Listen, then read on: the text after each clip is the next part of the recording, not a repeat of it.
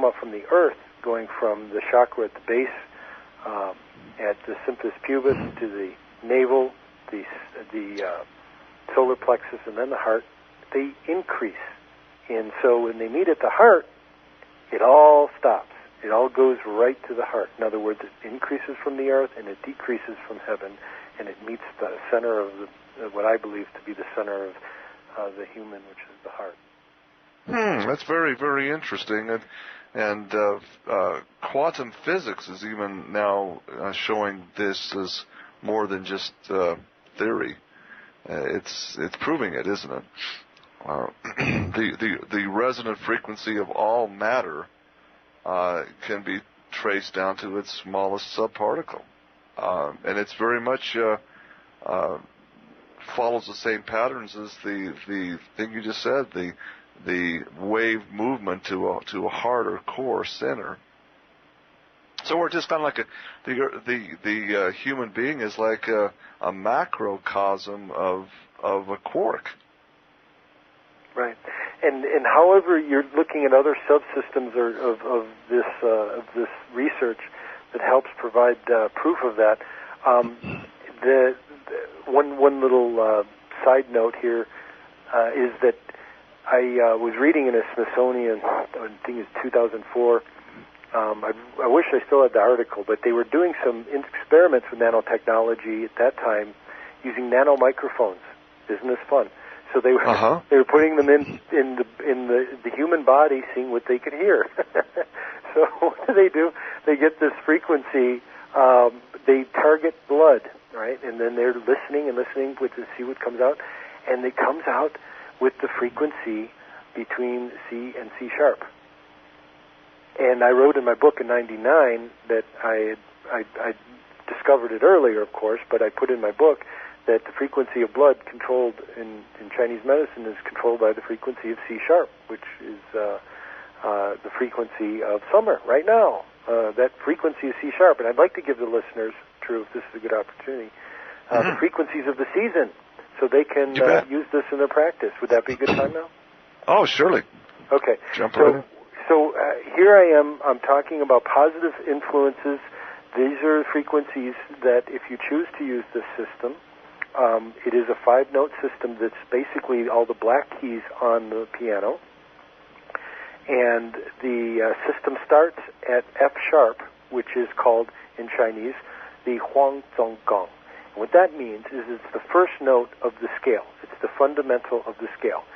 And what's quite amazing is that fundamental is a distance. The original distance in this was what was called a Huang Zong pitch pipe, and the creation of the scale was in pitch pipes by increasing the size of the pitch pipe, which was given, by the way, in numerology, it was given a value of 81 Fen. That's the number given the very first frequency, which is 3 times 3 times 3 times 3. That's the sacred number in numerology. You increase by a third the size of the pitch pipe, and you get an exact fifth. And this fifth frequency is your next note, which is C sharp. Okay? You decrease by another third, just like you went up a third, you go down a third, and this is all in my book, but I'll share it for those that want to know. And you go down a third from C sharp, and you have the frequency of G sharp. Okay? And you go up in a fifth from G sharp, you have D sharp. You go down to a third, and you come up with A sharp. And you've completed the 5 tones of the pentatonic scale. And what I'm about to give you now is the frequencies that correspond with those notes and the seasons. So I started out by talking about, well, we're in the frequency of summer, which is C sharp. So if you have a piano and it's in tune, hopefully, because it helps if it's in tune, then you can play that C sharp note, and just to get it in your mind, and walk around the house. If you hum it to yourself and see how you feel. If you want to challenge it, play a different note. Play G sharp and see if the C sharp feels better to you in in that season. And the Chinese were pretty astute. The emperor wanted to unify their culture, his culture, by playing every instrument in the key of that season. So what he would do is he'd make an order that all the musicians would play in the key of the season. So if it would be C sharp for the summer, every instrument, the string instrument, the wind instruments, the drums, everything is tuned to C sharp. And then when the transition of the season happens, then they turn it to the next frequency. Interesting. Yeah, so they were really trying to get nature to speak to them. This was the deepest part of the. If you look into some of the philosophies of Confucianism and into Taoism and this sort of thing, you'll be able to see indications and directions that lead you to suggest these things. What I found in my book, I discussed this, that the Chinese medical model was based on the 5 phases, it's called, the 5-phase system. It's referred to as the Sheng Ke. And these 5 tones were the origination of that system. So the Chinese system literally came from, as I proved in one of the archaeological finds of the Makisi dynasty in the 70s, I proved that this scale was the foundation of the 5 tones, the 5 phases of Chinese medicine, which all Chinese medicine comes from. So that is integrated in the colors of the planets that they use. It's integrated in the organs. It's integrated in the meridians, 12 notes, 12 frequencies, 12 tones. So just to complete the thought, if you take that pitch pipe of A sharp, the very last one of the 5-tone scale, and you keep going up and down and up and down and up and down and up and down, all the way up until you finish all the notes, until you repeat the cycle all over again, that was the chromatic scale that was invented before Pythagoras' theorem by about 100 years. So I've given the Chinese the credit they deserve by being the inventors of the chromatic scale before Pythagoras. Wow. You know, we had this type of discussion deeply with the late Dr. Joey Paleo up at his place in Clark's Fork. He had these 5 tuning forks that he had pitched in, and he had people coming from all over the world to be healed, you know, in his geodesic system. And it worked. I got to tell you, he had tremendous testimonials, Dr. Dean, and he shared with me, you know, at one time he had access to some of the Vatican archives, and he shared with me that there was a strong evidence that John the Baptist in the original Greek text was a master of the sound frequencies. Baptizo means to immerse. Water can immerse you, but so can the sound energy and the frequencies. And that's what he was all into more than ever. That's why Jesus, to begin his ministry, went to his cousin John and had to be basically tuned with what his ministry was. It was all a synergism there. Okay. Right, and what they were you got to look what they were trying to achieve at that time, because the music, there was a lot of music at that time that you're probably aware of through your research, that they took scales that were seductive and made them illegal. You know, yeah, that's right. And in fact, Pope Gregory, the Gregorian calendar Gregory, actually by decree changed these tones, changed the scale. Yes. According to Paleo. And that's where the interval of 1/3 became sacred. And if you look at the number of the frequency of the exchange, you're talking about the next pitch pipe, you increase by 1/3. Well, that interval, 333, is reducing down is also 2/3 the size, or 666. So it's actually what everybody feared which the church had programmed into people, is to fear the frequency of 666. It can be used to heal. It is part of nature. It can also be used to destroy.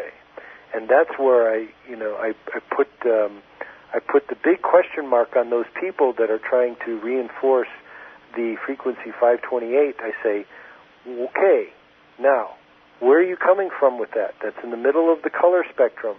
But you must incorporate all the frequencies and their particular role that they play on each other, and how they interact with other colors and themselves. There is no one frequency that does it all. Sorry.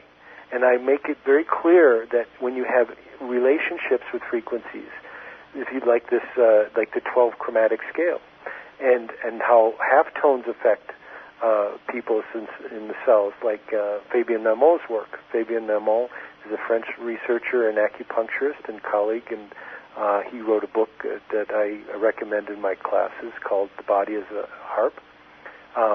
Wonderful book, and he was pioneer like me, and we were doing this work together and making these discoveries and finding that the code, when we look at how music had been played and put together, it literally steers our culture. We can direct a culture by music. This is what the Chinese knew.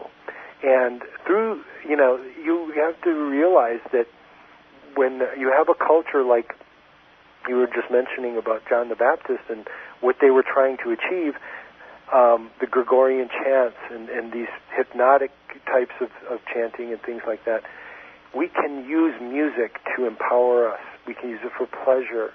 We can use it to be thought-provoking. We can have music that, when we're singing the blues, we've all had the blues at some time. Uh-huh. In other words, you know about Don Campbell's work about the Mozart effect, maybe. Mm-hmm. He's right. Very, very good work with his thing. So, we've had discussions. So people that are realizing the power of music, power of sound, can help it heal themselves. In Japan, I did, back when DOS was king, I had to go to hospitals to do research. There wasn't this internet thing, right? I found out that the Japanese had done research in surgery. They played Mozart after the surgery, and the patients would heal on average. I think it was a little over 30% faster when Mozart was played during the surgery and after the surgery. Yeah, and I've seen research of, I won't say his name, as it's going to get he doesn't want the cat out of the bag, but this is a research work in Irvine with plants and music. And it's amazing, double-blind studies with all different kinds of plants, different classical songs, and as opposed to what we, rap songs or even, the heavy metal stuff. Plants affects the growth rates and the health of the plants. If it does that with the plants on their musical tones of their cellular structure, what is it doing to us as humans? We give energy to plants, true. We give energy through our music. And the plants pick up on those positive waves, those positive frequencies, those enjoyable frequencies, because we enjoy it, we emit it. Okay, there's very few people talking about it. They think it's the music exclusively. No, it's our energy being put into the planet, our ability to do that.